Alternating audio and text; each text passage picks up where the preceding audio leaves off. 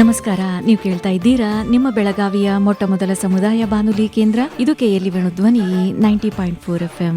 ನಮ್ಮ ನಾಡು, ನುಡಿ, ಕಲೆ, ಸಾಹಿತ್ಯ, ಸಂಸ್ಕೃತಿ ಹೀಗೆ ಪ್ರತಿಯೊಂದು ಕ್ಷೇತ್ರದಲ್ಲಿ ಸಾಧನೆಯನ್ನ ಮಾಡಿದಂತಹ ಸಾಧಕರಿಗೆ ಇರುವಂತಹ ವೇದಿಕೆ ಇದು ಸಂಸ್ಕೃತಿ ಸಂಭ್ರಮ. ನಮ್ಮ ಇಂದಿನ ಕಾರ್ಯಕ್ರಮಕ್ಕೆ ಎಂದಿನಂತೆ ಪ್ರೀತಿಯ ಸ್ವಾಗತ ಕೋರ್ತಾ ಇದ್ದೀನಿ. ನಾನು ಅನುಪಮ. ಕನ್ನಡ ಸಾಹಿತ್ಯ ಲೋಕದಲ್ಲಿ ತಮ್ಮ ಚಿಂತನೆ, ತೀಕ್ಷ್ಣ ಬರಹ ಹಾಗೂ ವೈವಿಧ್ಯಮಯ ಕಾವ್ಯ ರಚನೆಗಳಿಂದ ವಿಶಿಷ್ಟ ಸ್ಥಾನವನ್ನ ಪಡೆದಿರುವಂತಹ ನದೀಂ ಸನದಿಯವರು ಇಂದು ನಮ್ಮ ಕಾರ್ಯಕ್ರಮದಲ್ಲಿದ್ದಾರೆ.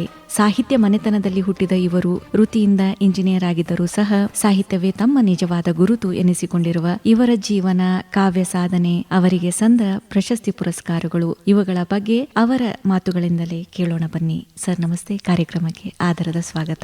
Thank you madam. ನಮಸ್ಕಾರ.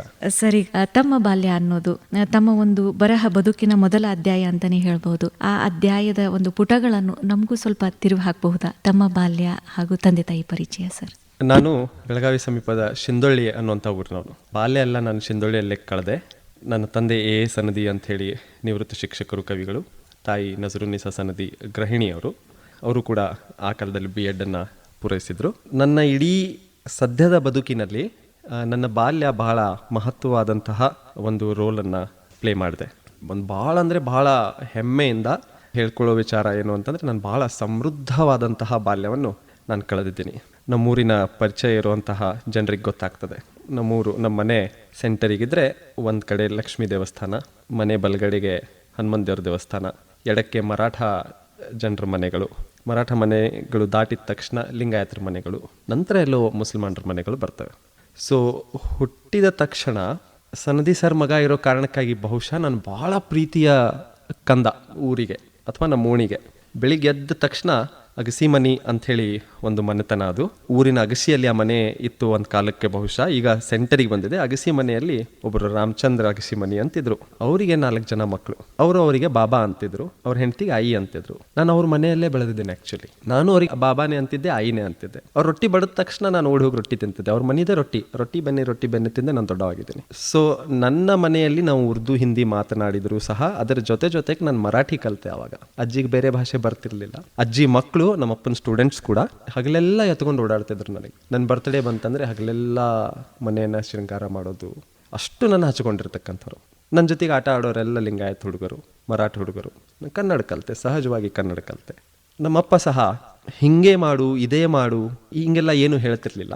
ಸಾಹಿತ್ಯ ಆಗಿರಲಿ ಅಥವಾ ಒಂದು ಬಾಲ್ಯವನ್ನು ಹೆಂಗೆ ಕಳಿಬೇಕು ಅನ್ನುವಂಥ ಒಂದು ಎಕ್ಸಾಂಪಲ್ ಸೆಟ್ ಮಾಡೋ ರೀತಿಯಲ್ಲಿ ನನ್ನ ಅವರು ಬೆಳೆಸಿದ್ರು. ನಿನ್ನ ಹೆಂಗೆ ಬೆಳೆಸ್ತಿದ್ದೀನಿ ಅನ್ನೋವಂಥ ಒಂದು ಅರಿವು ಮೂಡಿಸೋ ಪ್ರಯತ್ನ ಕೂಡ ಮಾಡಿದರು. ಬಹುಶಃ ನಾನು ಬೆಳೆದ ದೊಡ್ಡವನಾದ್ಮೇಲೆ ನನಗೇನಾದರೂ ಮಕ್ಕಳಾದರೆ ಈ ರೀತಿ ಬೆಳೆಸಲಿ ಅನ್ನೋ ಉದ್ದೇಶ ಅವರಿಗೆ ಆವಾಗ ಅಥವಾ ದೂರದೃಷ್ಟಿ ಇರಬಹುದೇನೋ ಅಂಥೇಳಿ. 2 ಬಹಳ ಮಹತ್ವದ ಸಂಗತಿಗಳು ನನ್ನನ್ನು ರೂಪುಗೊಳಿಸುವುದರಲ್ಲಿ ಮಹತ್ವದ ಪಾತ್ರವನ್ನು ವಹಿಸಿವೆ. ಮೊದಲನೇದೇನು ಅಂತಂದರೆ, ನಮ್ಮೂರಿನಲ್ಲಿ ಆಗಲಿ ಅಥವಾ ಸುತ್ತಮುತ್ತಲಿನ ಯಾವುದೇ ಊರಿನಲ್ಲಿ ಎಂಥದೇ ಜಾತ್ರೆ ಇರಲಿ, ಚಿಕ್ಕದಿರಲಿ ದೊಡ್ಡದಿರಲಿ, ನಮ್ಮಪ್ಪ ನನಗಲ್ಲಿ ಕರ್ಕೊಂಡು ಹೋಗ್ತಿದ್ರು. ಆ ಯಾವ ದೇವ್ರ ಜಾತ್ರೆಗೆ ನಾವು ಹೋಗಿರ್ತೀವಿ ಅಲ್ಲಿ ಏನು ಪ್ರತೀತಿ ಅದೇ, ತೆಂಗಿನಕಾಯಿ ಓಡಿಸೋದಿದ್ರೆ ತೆಂಗಿನಕಾಯಿ ಓಡಿಸೋದು, ಹೂಗಳನ್ನು ಹಾಕ್ಸೋದಿದ್ರೆ ಹೂ ಹಾಕ್ಸೋದು, ಇದನ್ನು ಮಾಡ್ತಿದ್ರು. ಯಾಕೆ ಮಾಡ್ತಿದ್ದೀವಿ, ಯಾಕೆ ಮಾಡಬೇಕು ಅಂಥೇಳಿ ಯಾವತ್ತೂ ಹೇಳಿಲ್ಲ. ಎಲ್ಲರೂ ಹೆಂಗೆ ಮಾಡ್ತಿದ್ರು ನಾವು ಹಂಗೆ ಮಾಡಿ ಬರ್ತಿದ್ವಿ. ನಾನು ಅದನ್ನು ನನ್ನ ಕೈಲಿಂದ ಮಾಡಿಸ್ತಿದ್ರು. ಸೊ ಇದು ಮೊದಲನೇದು. ಎರಡನೇದೇನು ಅಂತಂದರೆ, ಕಥೆಗಳನ್ನು ಹೇಳ್ತಿದ್ರು. ದಿನಾಲೂ ಕಥೆಗಳನ್ನು ಹೇಳ್ತಿದ್ರು, ತಪ್ಪಲಾರದೆ ಕಥೆಗಳನ್ನು ಹೇಳ್ತಿದ್ರು. ಅದಕ್ಕೆ ನನ್ನ ತಾಯಿ ಏನು ಜೋಡಿಸಿದ್ರು ಅಂದರೆ, ಮುಸ್ಲಿಂ ಮಂತನದಲ್ಲಿ ಹುಟ್ಟಿರೋದ್ರಿಂದ ನೀ ಮುಸಲ್ಮಾನನಾಗಿ ಏನು ಪಠಣಗಳನ್ನು ಕಲಿಬೇಕು, ನಾವು ಸೂರಾ ಅಂತೀವಿ, ಫಾತಿಯಾ ಅಂತೀವಿ, ಕಲ್ಮಾ ಅಂತೀವಿ. ಕುರಾನ್ ನನಗೆ ಇನ್ನೂ ಓದ್ಲಿಕ್ಕೆ ಬರೋದಿಲ್ಲ. ಕುರಾನದ ಮೊದಲ ಸಾಲನ್ನು ಸಹ ನಾನು ಓದಿಲ್ಲ. ಆದರೆ ಒಂದು ನಮಾಜ್ ಬೀಳಲಿಕ್ಕೋಸ್ಕರ ಏನು ಮಂತ್ರಗಳು ಉಚ್ಚಾರಗಳು ನನಗೆ ಬರಬೇಕು ಅಷ್ಟನ್ನು ಅವ್ರು ಆ ಕಾಲಕ್ಕೆ ನನಗೆ ಕಲಿಸಿದ್ರು. ಪ್ರತಿದಿನ ನಾನು ಬೈ ಹಾರ್ಟ್ ಮಾಡಿದ್ದನ್ನು ನಮ್ಮ ತಾಯಿಗೆ ಒಪ್ಪಿಸಿದ ಮೇಲೆ ನಮ್ಮಪ್ಪ ನನಗೆ ಕತೆ ಹೇಳೋರು. ಅದು ಒಂದು ಕಂಡೀಷನ್, ಒಳಂಬಳಿಕೆ ಇದ್ದಂಗೆ ಅದು. ಸೊ ಆ ಕಾರಣಕ್ಕಾಗಿ ಅದರ ಪರಿಚಯನೂ ಆಯಿತು ನನಗೆ.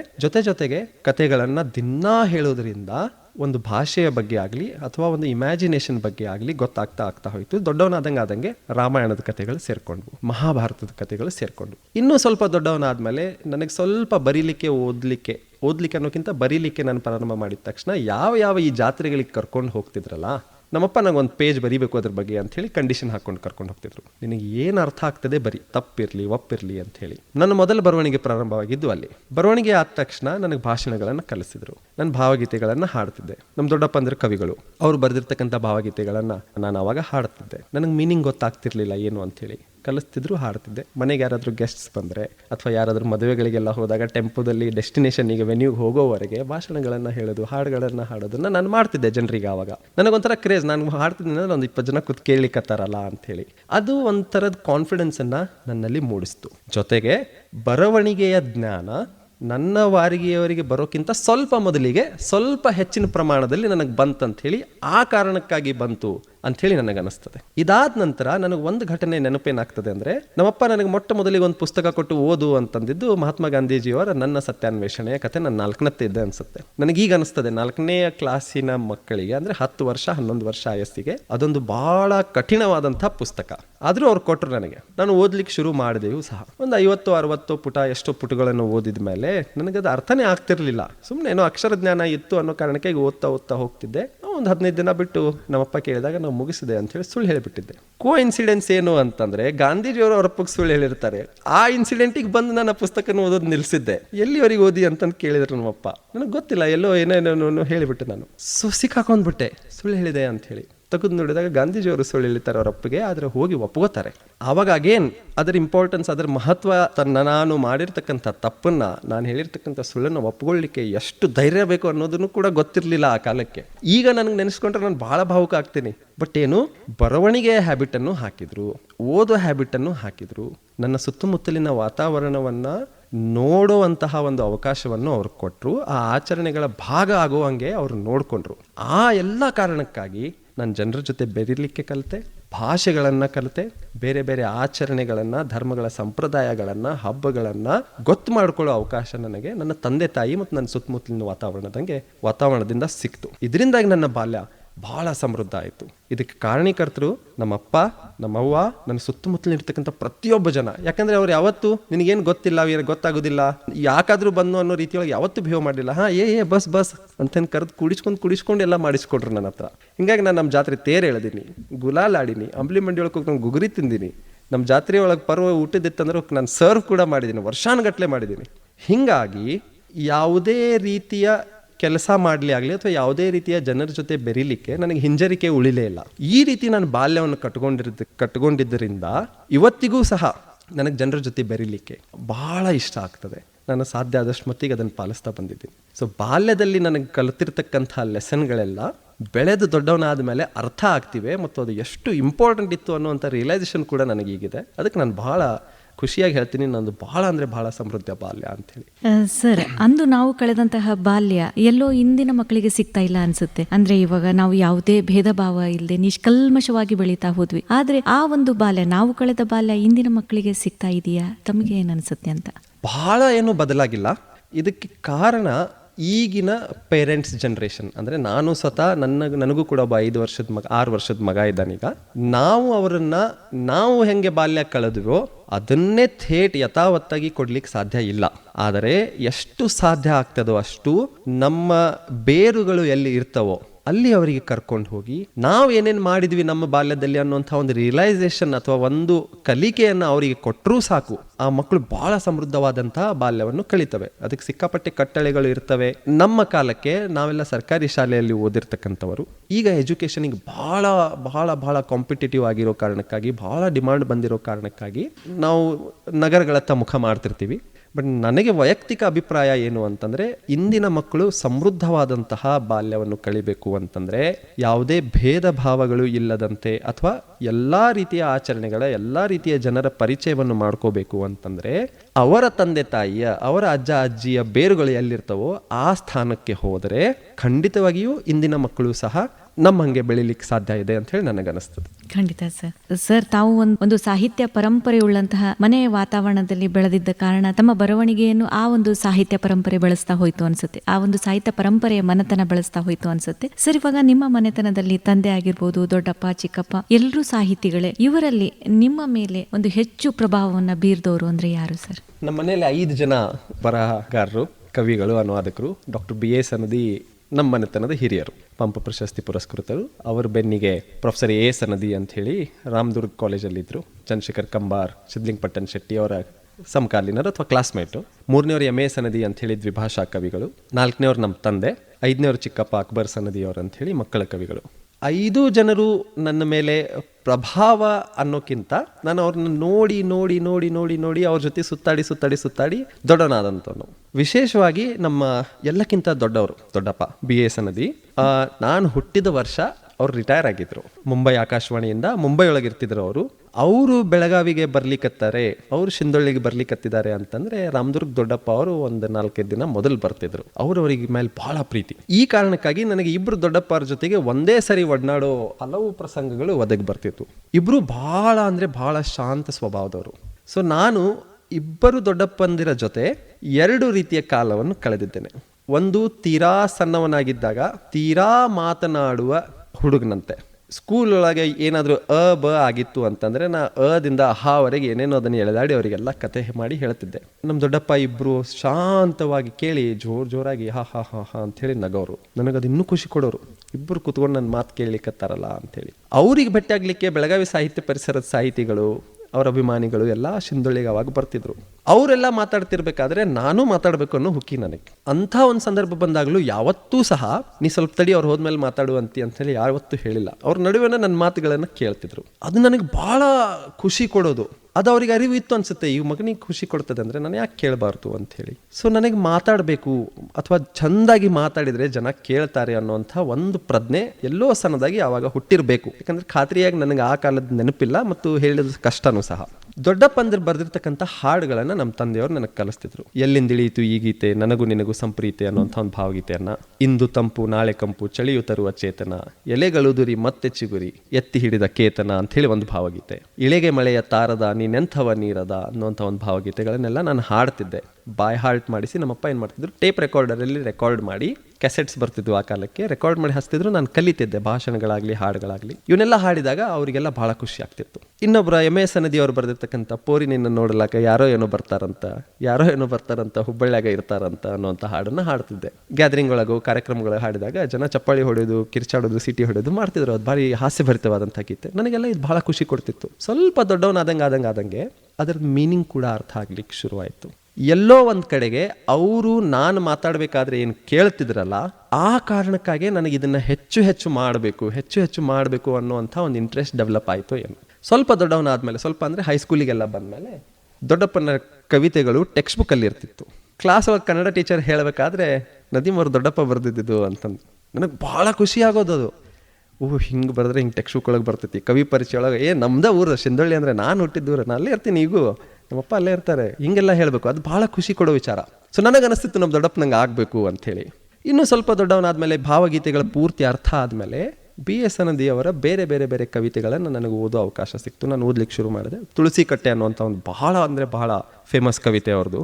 ಅದು ಹೊರತುಪಡಿಸಿದರೆ ಕಿತ್ತು ಕಡಲಾಳಕ್ಕೆ ಸೇಯೋಣ ಅನ್ನುವಂಥ ಒಂದು ಕವಿತೆ ಇದೆ. ವೇದ ಪುರಾಣ ಬಾಯಿ ಬಲ್ಲ ಬಾಯಿಗಳು ತಡವರಿಸುತ್ತಿವೆ ಪಾಪ ಅವಕ್ಕೇನು ಗೊತ್ತು, ಜನರ ಮನೆಗಳಲ್ಲಿ ಬೆಂಕಿ ಹತ್ತಿರುವಾಗ ವಿಶ್ವಶಾಂತಿಯ ಕನಸುಗಳಿಗೆಲ್ಲಿ ಕಿಮ್ಮತ್ತು ಅನ್ನುವಂಥ ಸಾಲು. ಒಬ್ಬ ಕವಿಯಾಗಿ ಇನ್ನೂ ಏನು ಹೆಚ್ಚಿನ ಬರೆಯುವ ಅವಶ್ಯಕತೆ ಇದೆ.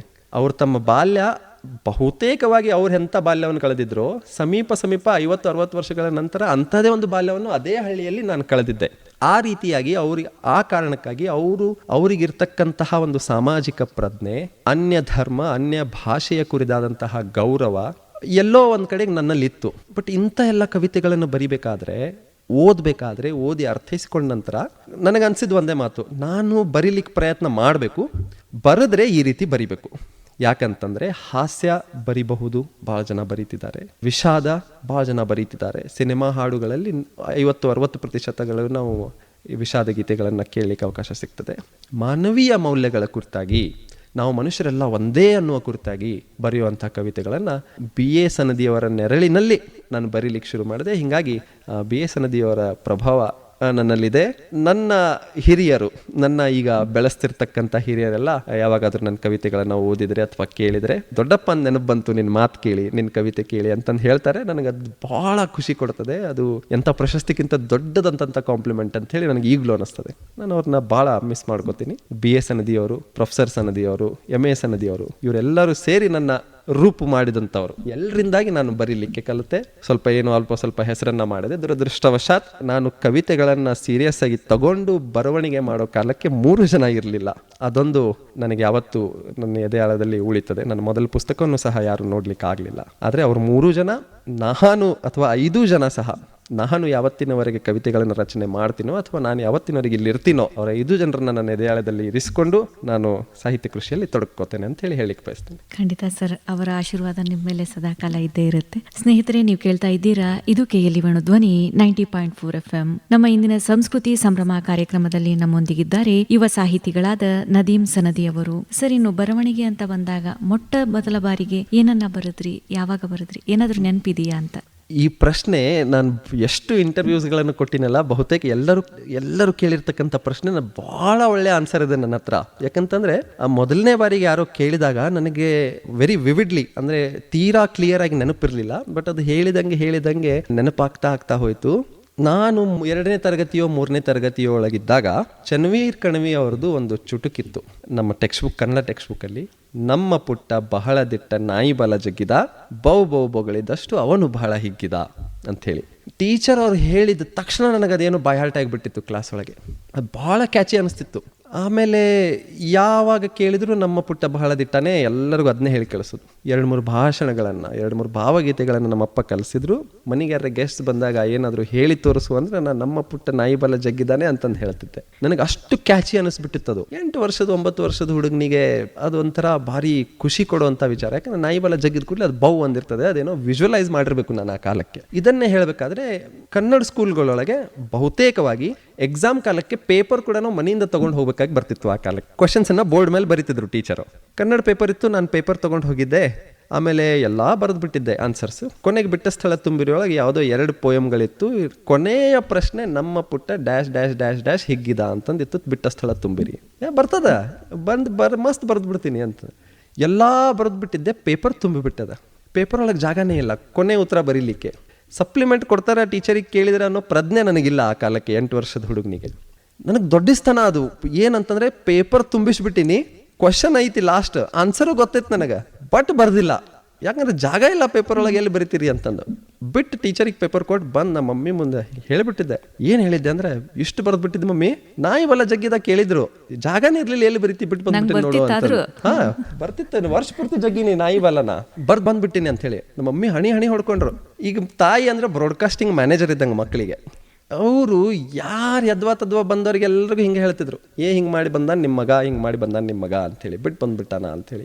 ದ್ವಿಭಾಷಾ ಕವಿಗಳು 3ನೇ ಸನದಿಯವರು, MA ಸನದಿಯವರು ಬೆಳಗಾವಿ ಸರ್ದಾರ್ ಹೈಸ್ಕೂಲಿಂದ ರಿಟೈರ್ ಆಗಿದ್ರು. ಅವಾಗ ಊರಿಗೆ ಬರ್ತಿದ್ರು. 2-3 ದಿನ ಬಿಟ್ಟು ಬಂದ್ರು. ಅವರು ಬಂದಾಗ ನಮ್ಮ ತಾಯಿ ಚಾ ಕೊಡ್ತಾ ನಿಮ್ಮ ಮಗ ಹಿಂಗೆ ಮಾಡೋಣ ಅಂಥೇಳಿ ಅವ್ರಿಗೂ ಆ ಸುದ್ದಿ ತಲುಪಿಸಿದ್ರು. ಅವ್ರು ನಗಾಕ್ ಶುರು ಮಾಡಿಬಿಟ್ರು. ಕರೆದ್ರು ಅವರು, ಬಾ ಏನು ಬಿಟ್ಟು ಬಂದು ಹೇಳು ನೋಡೋಣ ಅಂಥೇಳಿ. ನಾನು ಅವ್ರಿಗೂ ಚುಟುಕು ಹೇಳಿದೆ. ಎಕ್ಸಾಮ್ ಒಳಗೆ ಬಿಟ್ಟು ಬಂದಿದ್ದಾ?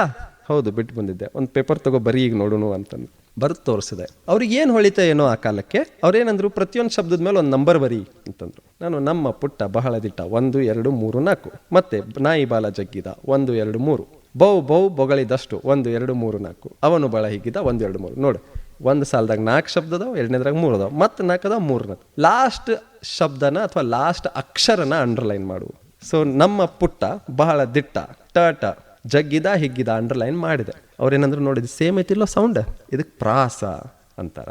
ಸೊ ಇದಕ್ಕೇನಂತಾರ, ಇದು 4 ಸಾಲಿನ ಕವಿತೆ, ಲಾಸ್ಟ್ ಶಬ್ದಗಳು ಸೇಮ್ ಸೌಂಡ್ ಬರ್ತೈತೆ, ಅದಕ್ಕೆ ಪ್ರಾಸ ಅಂತಾರ. ಹಿಂಗೆ ಬರದ್ರ ಚುಟುಕು ಅಂತಾರ. ನೀನು ಬರೀ ನೋಡುನು ಅಂತ. ಏನು ಬರಿತೀರಿ ಗೊತ್ತಿಲ್ಲ, ಹೆಂಗ್ ಬರಿತೀರಿ, ಏನು ಬರಿತೀರಿ ಅಂತಂದು ಗೊತ್ತಾಗ್ಲಿಲ್ಲ ಅಂತಂದೆ. ನಿನ್ನ ಕ್ಲಾಸ್ ಹೋಗಿರೋ ಫ್ರೆಂಡ್ಸ್ದ ಹೆಸರು ಹೇಳು. ನಾ ಏನೋ ಒಂದು 5-6 ಹೆಸರು ಹೇಳಿದೆ. ನನ್ನ ಕ್ಲಾಸ್ ಹೋಗ್ಬೇಕು ರಮಾದೇವಿ ಅಂತಂದು ಹುಡುಗಿ ಇದ್ಲು. ನಮ್ಮ ದೊಡ್ಡಪ್ಪರು ನನಗೆ ಹೇಳಿಸಿರು, ಬರೀ ನೋಡುನು. ನನ್ನ ಗೆಳತಿ ರಂಗಿ, ಅವಳ ತಂಗಿ ನಿಂಗಿ, ಮರವನೇರಲು ಹೋಗಿ ಹರಿದುಕೊಂಡಳಂಗಿ ಅಂಥೇಳಿ ಬರೆಸಿದ್ರು. ಸೊ ನಾನು ಟೆಕ್ನಿಕಲಿ ಬರೆದಂತಹ ಮೊದಲ ಚುಟುಕು ಇದು ಬರೆದ್ಮೇಲೆ ನಂಗೆ ಭಾಳ ಖುಷಿ ಆಗ್ಬಿಡ್ತು. ಓಹೋ ಆಯ್ತು ಅಂತಂದ್ರು. ಓಹ್ ಆಯ್ತಾ, ನಾ ಬರೆದ್ನ, ಹಾ ಓಕೆ. ನಂಗೆ ಇಷ್ಟು ಖುಷಿ ಆಗ್ಬಿಡ್ತು, ನಾ ಕವಿ ಆದ್ನಿ ಅಂತಲ್ಲ, ಏನೋ ಬರೆದ್ಬಿಟ್ನಿ ಅಂತ ಹೇಳಿ. ಸೊ ನನ್ನ ತಲೆ ಒಳಗೇನು ಅಂತಂದ್ರೆ, ಚುಟುಕು ಬರಿಬೇಕು ಅಂತಂದ್ರೆ ಯಾರನ್ನಾದ್ರೂ ಗಿಡದ ಮೇಲೆ ಹತ್ತಿಸ್ಬೇಕು ಅಥವಾ ಎಲ್ಲಾದ್ರೂ ಹತ್ತಿಸ್ಬೇಕು, ಬೀಳಿಸ್ಬೇಕು ಅಂತೇಳಿ. ನಾವು ಒಂದು 20 ಚುಟುಕುಗಳನ್ನ ಗಿಡದ ಮೇಲೆ ಹತ್ತಿದ ಸ್ಕೂಟರ್ ಮೇಲೆ ಹತ್ತಿದ ಅಂತೇಳಿ ಬಿಳಿಸಿ ಒಂದು 20 ಚುಟುಕುಗಳನ್ನು ಬರೋದು. ಮತ್ತೆ ಅವ್ರು ಯಾವಾಗ ಬರ್ತಾರೆ ನಮ್ಮ ದೊಡ್ಡಪ್ಪರ ಅಂತಂದು ಕಾಕೋತ ಕೂತ್ಕೊಂಡಿದ್ದೆ. ಅವ್ರು ಪ್ರತಿಯೊಂದನ್ನು ತಿದ್ದಿ ನೀ ಕವಿ ಆದಿ ನೋಡಿ ಈಗ ಅಂತ ಹೇಳಿ.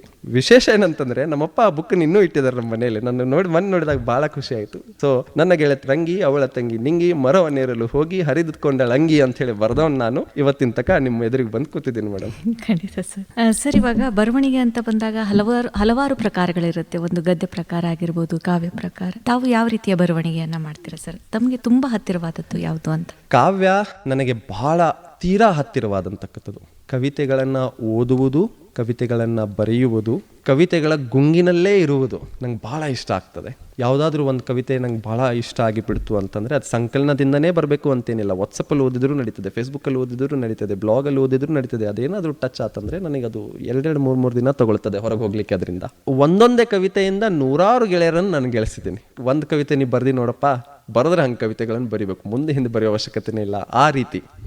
ಇದನ್ನು ನನಗೆ ಕಲಿಸ್ಕೊಟ್ಟವ್ರು ಜಗಜಂಪಿ ಸರ್ ಅವರು. ಅವ್ರು ಹೇಳ್ತಿದ್ರು, ನೀ ಏನು 100 ಪುಸ್ತಕ ಬರಿಬೇಕಾಗಿಲ್ಲ, 50 ಪುಸ್ತಕ ಬರಿಬೇಕಾಗಿಲ್ಲ. ಈಶ್ವರ್ ಸಣಕಲ್ರು ಜಗವೆಲ್ಲ ನಗುತ್ತಿರಲಿ ಜಗದಳವು ನನಗಿರಲಿ ಅಂತ ಒಂದೇ ಕವಿತೆಗಳನ್ನು ಬರ್ದಾರೆ. ಇನ್ನು ಹಿಂದೆ ಮುಂದೆ ಏನು ಬರ್ದಾರೆ ಯಾರಿಗೆ ಗೊತ್ತೇ ಇಲ್ಲ. ಒಂದು ಕವಿತೆಯಿಂದ ಇಡೀ ಕನ್ನಡ ನಾಡು ಅವ್ರನ್ನ ನೆನಪು ಮಾಡ್ತದೆ. ಸೊ ಒಂದು ಮಾಸ್ಟರ್ ಪೀಸನ್ನು ಬರೆದು ಬಿಟ್ರೆ ಸಾಕು ಅಂತ ಹೇಳಿದಾಗ ನನಗದು ಅನಿಸ್ತಿತ್ತು. ಹೀಗಾಗಿ ಕವಿತೆ ನನಗೆ ಭಾಳ ಅಂದರೆ ಭಾಳ ಆಕರ್ಷಣೀಯ ಅಂಥೇಳಿ ಅನ್ನಿಸ್ತದೆ. ಮುಂದಿನ ದಿನಮಾನಗಳಲ್ಲಿ ಯಾವುದೇ ಬೇರೆ ಪ್ರಕಾರ ನನಗಿಷ್ಟ ಆದರೂ ಸಹ ಕವಿತೆಯನ್ನು ಗೆಲ್ಲಲು ಆಗುವುದಿಲ್ಲ. ಕವಿತೆಯನ್ನು ಹೊರತುಪಡಿಸಿದರೆ ಕವಿತೆಗಳ ಅನುವಾದ ನನಗೆ ಭಾಳ ಇಷ್ಟ ಆಗ್ತದೆ ಮೇಡಮ್. ಬೇರೆ ಬೇರೆ ಭಾಷೆಯ ಕವಿತೆಗಳನ್ನು ಓದಲಿಕ್ಕೆ, ಅವುಗಳನ್ನು ಅನುವಾದ ಮಾಡುವ ನನಗೆ ಸ್ವಲ್ಪ ಆಸೆ ಕೂಡ ಇದೆ ಮತ್ತು ಅದು ನನಗೆ ಭಾಳ ಅಟ್ರ್ಯಾಕ್ಟ್ ಮಾಡ್ತದೆ. ಸೊ ಕವಿತೆಗಳು ಮೊದಲ ಪ್ರೀತಿ.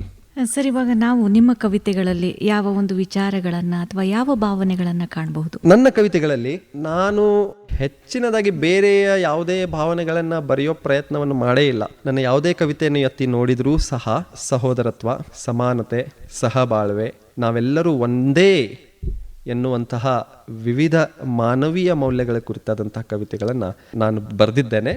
ಮುಂದೆಯೂ ಕೂಡ ಇದೇ ನಿಟ್ಟಿನಲ್ಲಿ ನನ್ನ ಕವಿತೆಗಳನ್ನು ರಚನೆಯನ್ನು ನಾನು ಮಾಡಬೇಕು ಅಂಥೇಳಿ ನನಗೆ ಆಸೆ ಇದೆ ಮೇಡಮ್. ಸೊ ಮಾನವೀಯ ಮೌಲ್ಯಗಳು ಒಂದು ಬದುಕನ್ನು ಒಳ್ಳೆಯ ರೀತಿಯಲ್ಲಿ ಕಟ್ಟಿಕೊಳ್ಳಬೇಕಂತಂದರೆ ಅದು ಮಾನವೀಯ ಮೌಲ್ಯಗಳು ಹೊರತು ಬೇರೆ ಯಾವುದೇ ಮೌಲ್ಯದಿಂದ ಸಾಧ್ಯವಿಲ್ಲ. ಪ್ರೀತಿ ಅನ್ನುವಂತಹ ವಿಷಯ ಏನಿದೆ ಅದು ಭಾಳ ದೊಡ್ಡ ವಿಷಯ. ಪ್ರೀತಿಯಿಂದ ಜಗತ್ತಿನ ಯಾವುದೇ ಪ್ರಾಬ್ಲಮನ್ನು ನಾವು ಸಾಲ್ವ್ ಮಾಡ್ಕೋಬಹುದು. ಸೊ ಹೀಗಾಗಿ ಮಾನವೀಯ ಮೌಲ್ಯಗಳು ಮತ್ತು ಅದರ ವಿವಿಧ ಮಜಲುಗಳ ಕುರಿತಾಗಿ ನಾನು ಕವಿತೆಗಳನ್ನು ಬರಿತೀನಿ ಮೇಡಮ್. ಸರ್, ಇವಾಗ ನಮಗಾಗಿ ಒಂದು ಕವನ ಅನ್ನೋದಾದರೆ ಯಾವ ಒಂದು ಕವನವನ್ನು ವಾಚನ ಮಾಡ್ತೀರಾ? ಖಂಡಿತ ಮೇಡಮ್. ಇದು ನನ್ನ ಮೊದಲ ಕವನ ಸಂಕಲನ 2019ರಲ್ಲಿ ಪ್ರಕಟಗೊಂಡಿತ್ತು. ಕವನ ಸಂಕಲನದ ಹೆಸರು ಹುಲಿಯ ನೆತ್ತಿಗೆ ನೆರಳು. ಅದರಲ್ಲಿನ ಒಂದು ಕವಿತೆಯನ್ನು ನಾನು ಈಗ ಓದ್ತೇನೆ ಮೇಡಮ್. ಕವನದ ಶೀರ್ಷಿಕೆ ನನ್ನ ಜಾತ್ಯತೀತ ಕವಿತೆ. ಬದಲಾವಣೆ ಜಗದ ನಿಯಮ, ಬದಲಾಗದಿರೆ ಜಗಕ್ಕೆ ನಾವು ವಿಷಮ. ಬದಲಾವಣೆಗೆ ಯಾವ ಸೀಮೆ ಇಲ್ಲ, ಆದಿಯೂ ಇಲ್ಲ, ಅಂತ್ಯವೂ ಇಲ್ಲ. ಈ ಬಾನು, ಈ ಭೂಮಿ, ಹಗಲು ಇರುಳು, ಪ್ರಕೃತಿಯ ಸಿಹಿ ಸೊಬಗು ಏನೂ ಬದಲಾಗದೆ ಉಳಿದಿಲ್ಲ.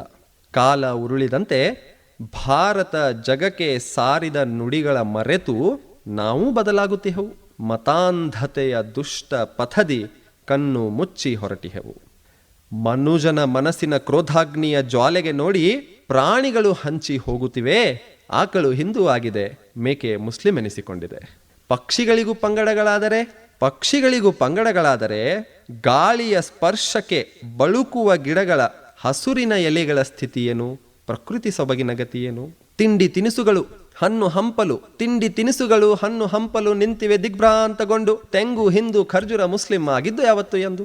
ಜಾತಿ ಹೆಸರಿನ ವಿಭಜನೆಗಳ ಬಿಸಿ ಬಣ್ಣಗಳನ್ನು ಬಿಟ್ಟಿಲ್ಲ. ಕೇಸರಿ ಹಿಂದೂ, ಶ್ವೇತವು ಜೈನ, ಹಸಿರು ಮುಸ್ಲಿಂ ಆಗಿದೆಯಲ್ಲ. ಹಾಗಿರೆ ಟೊಮ್ಯಾಟೊ ಗಜ್ಜರಿ ಯಾರದ್ದು? ಹಸಿರು ಸೊಪ್ಪು ಯಾರದ್ದು? ಹೌದು, ಈ ಕಲ್ಲಂಗಡಿ ಯಾರಿಗೆ ಸೇರಿದ್ದು? ಪಾಪ, ಅದು ಮೇಲಿಂದ ಮುಸ್ಲಿಂ, ಒಳಗಿನಿಂದ ಹಿಂದೂ ಆಗಿಹುದು. ಇದನ್ನೆಲ್ಲ ಕಂಡು ಪ್ರಕೃತಿಯೇ ಬೆರಗಾಗಿಹುದು. ಭೂತಾಯಿಯ ಒಡಲಲ್ಲಿ ತಲೆ ಹುದುಗಿ ಬಿಕ್ಕಿ ಬಿಕ್ಕಿ ಅಳುತ್ತಿಹುದು. ರಾಮ್ ರಾಮ್ ಎಂದವರೆಲ್ಲ ಹಿಂದೂ, ಅಲಿ ಅಲಿ ಎಂದವರೆಲ್ಲ ಮುಸ್ಲಿಂ. ರಾಮ್ ರಾಮ್ ಎಂದವರೆಲ್ಲ ಹಿಂದೂ, ಅಲಿ ಅಲಿ ಎಂದವರೆಲ್ಲ ಮುಸ್ಲಿಂ ಎನ್ನುತ್ತ ಜನ ಜಗದಿ ಸಾಗಿಹರು.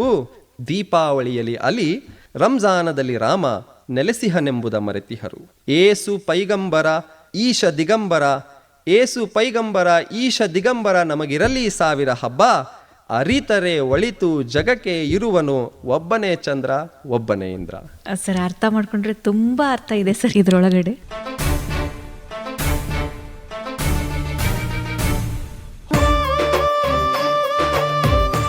ಸ್ನೇಹಿತರೆ, ಇವರ ಕವಿತೆಗಳಲ್ಲಿ ನಾವು ಕೇವಲ ಸುಂದರ ಪದ ಜೋಡಣೆಗಳನ್ನ ಕಾಣೋದಿಲ್ಲ, ಜೊತೆಗೆ ಸುಂದರ ಸಮಾಜ ನಿರ್ಮಾಣದ ಕನಸನ್ನ ಕೂಡ ಕಾಣ್ತೀವಿ. ಅವರ ಕನಸಿನ ಮುಂದಿನ ಪಯಣವನ್ನ ಮುಂದಿನ ಸಂಚಿಕೆಯಲ್ಲಿ ಕೇಳೋಣ ಅಂತ ಹೇಳ್ತಾ ಕಾರ್ಯಕ್ರಮವನ್ನ ಮುಗಿಸ್ತಾ ಇದ್ದೇವೆ. ಹೀಗೆ ಕೇಳ್ತಾ ಇರಿ ಪ್ರೀತಿಯಿಂದ. ಇದು KLE ವೇಣು ಧ್ವನಿ 90.4 FM. ನಮಸ್ಕಾರ.